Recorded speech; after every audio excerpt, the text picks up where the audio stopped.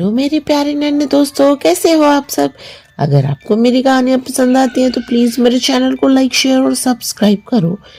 बच्चों, आज जो कहानी मैं आपके लिए लेकर आई हूँ मुल्ला नसरुद्दीन की कहानी है। इस कहानी का शीर्षक है मुल्ला से शास्त्रार्थ। मुल्ला नसरुद्दीन के गांव में कहीं से एक मौलवी आ गए। गांव वालों ने मौलवी की बड़ी इज्जत की और उसे गांव की मस्जिद में ठहरा दिया। गांव वाले समय समय पर मौलवी का हालचाल लेते रहते। इस तरह वो मौलवी गांव के प्राय हर शख्स से परिचित हो गया। मौलवी प्राय मस्जिद की छत से सड़क पर आते जाते लोगों को देखा करता था।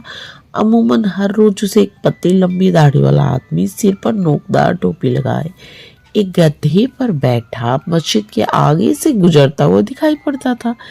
इस आदमी को देखकर मौलाना के मन में सवाल पैदा होता, आखिर ये शख्स कौन है।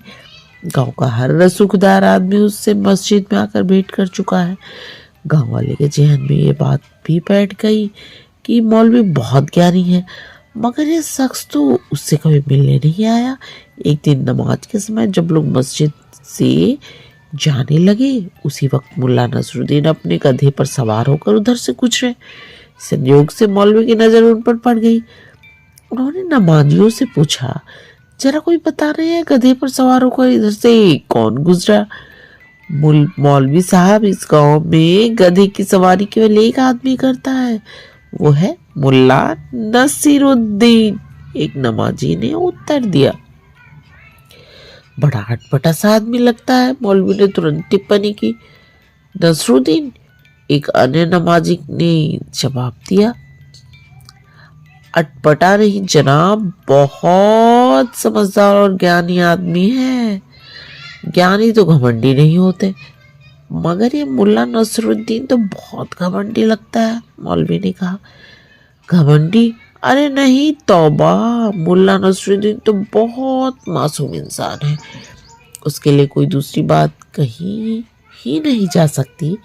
पहले नमाजी ने कहा, देखो, इस गांव में हर आदमी ने मुझसे मिलकर अपनी खुशी जाहिर की, मगर ये मुल्ला नसरुद्दीन मेरे पास कभी नहीं आया। यह उसके घमंड की निशानी नहीं तो और क्या है। असली बात मौलवी की जुबान पर अंततः आ ही गई। तब उस नमाजी ने मौलवी से कहा, मौलवी साहब, मुल्ला बिना वजह कहीं आता जाता नहीं, इतना विद्वान और रसूख वाला इंसान होकर भी मेहनत मजूरी कर अपनी परिवार का पेट पालता है, इसलिए आपसे मिलने नहीं आया है। इसमें कोई बात नहीं, ठीक है, मगर तुम लोग उससे मेरी मुलाकात करवाओ, देखो तो सही कितना ज्ञानी है, मौलवी ने कहा। हाँ, मुलाकात तो होनी ही चाहिए, बहुत मजा आता है जब तो ज्ञानियों के बीच बातें होती हैं, एक नमाजी ने उत्साहित होकर कहा। दूसरे नमाजी ने दूने उत्साह में कहा, चलिए मौलवी साहब, मेरे साथ बाजार। मैं जानता हूँ कि इस वक्त मुल्ला नसरुद्दीन कहाँ गया होगा। मौलवी तुरंत तैयार हो गया। उस पर जुनून सवार हो गया था कि यह प्रमाणित करने के लिए कि वो मुल्ला नसरुद्दीन से बड़ा ज्ञानी है। दोनों नमाजियों के साथ मौलवी बाजार पहुंचे। वहां एक सेठ के गोदाम में बोरे में चावल भरने के काम में मुल्ला नसरुद्दीन लगा हुआ था। मौलवी के साथ गए नमाजियों ने उसका परिचय मौलवी से कराया। मुल्ला नसरुद्दीन मौलवी को देखकर मुस्कुराए और कहा, मौलवी साहब, आप हमारे गांव में रहते हैं, इसकी जानकारी मुझे पहले से ही है, मगर ये इत्तेफाक आज हुआ है कि हम मिल रहे हैं।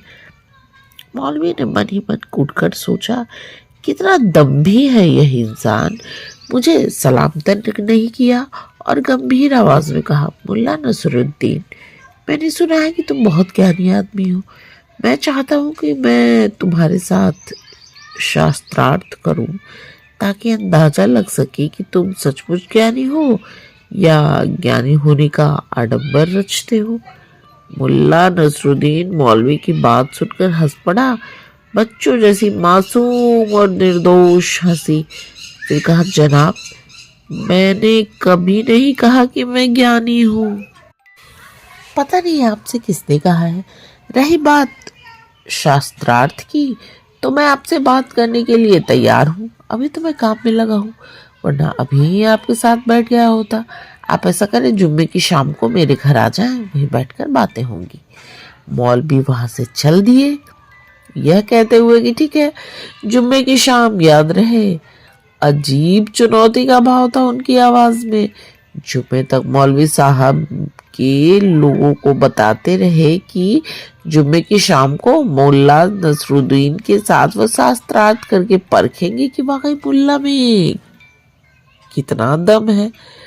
जुम्मे की शाम को मौलवी साहब चुनिंदा लोगों के साथ लेकर मुल्ला नसरुद्दीन के घर पहुंचे तो वो देखकर चकित रह गए कि उनके घर पर ताला लटका हुआ है। इसके आसपास के लोगों से जानकारी की तो पता चला आज सुबह ही मुल्ला अपनी बेगम के साथ लेकर अपने ससुराल गए हैं। ये सुनकर मौलवी का खून खौल उठा। उसने दीवार पर सफेदी चढ़ाने के लिए बनाया गया गाड़ा मुल्ला के दरवाजे के पास देखा। उसने तुरंत एक कूची बनाई और मुल्ला नसरुद्दीन के दरवाजे पर लिख दिया बेवकूफ। बड़े बड़े हर्फ में लिखा गया शब्द दूर से ही पढ़ा जा सकता था। इसके बाद मौलवी मस्जिद की ओर लौट गए। शाम ढलने के बाद मुल्ला नसरुद्दीन अपने घर लौटे और दरवाजे पर बेवकूफ लिखा देखा तो समझ गए कि माजरा क्या है। उन्होंने अपनी बेगम को चाबी थमाई और कहा, तुम चलो घर के दरवाजे खोलो, मैं अभी आया। बेगम कुछ कहती उससे पहले नसरुद्दीन तेज कदमों से चलते हुए मस्जिद पहुंच गए और मौलाना से जाकर कहा, माफ कीजिए जनाब, मैं भूल गया था कि आज आप मेरे गरीब खाने पर शास्त्रार्थ के लिए आने वाले हैं, वरना मैं ससुराल नहीं जाता, मगर मुझे याद था और मैं गया भी था, आपके दरवाजे से लौट आया। मौलवी ने कहा, हाँ जनाब, दरवाजे पर आपका नाम बड़े हरफों में देखकर मैं समझ गया और आपसे माफी मांगने चला आया। अच्छा, अब चलता हूँ। मौलवी अकचकाया सा मुल्ला को देखने लगा और मुल्ला अपनी दाढ़ी को सहलाते हुए मस्जिद से बाहर आ गए। देखा बच्चों, अगर आपको आज की कहानी पसंद आए तो प्लीज मेरे चैनल को सब्सक्राइब करें और मेरे प्यारे नन्हे दोस्तों, आप आराम से सो जाएं और सपनों की दुनिया में खो जाएं। गुड नाइट मेरे प्यारे नन्हे दोस्तों, गुड नाइट।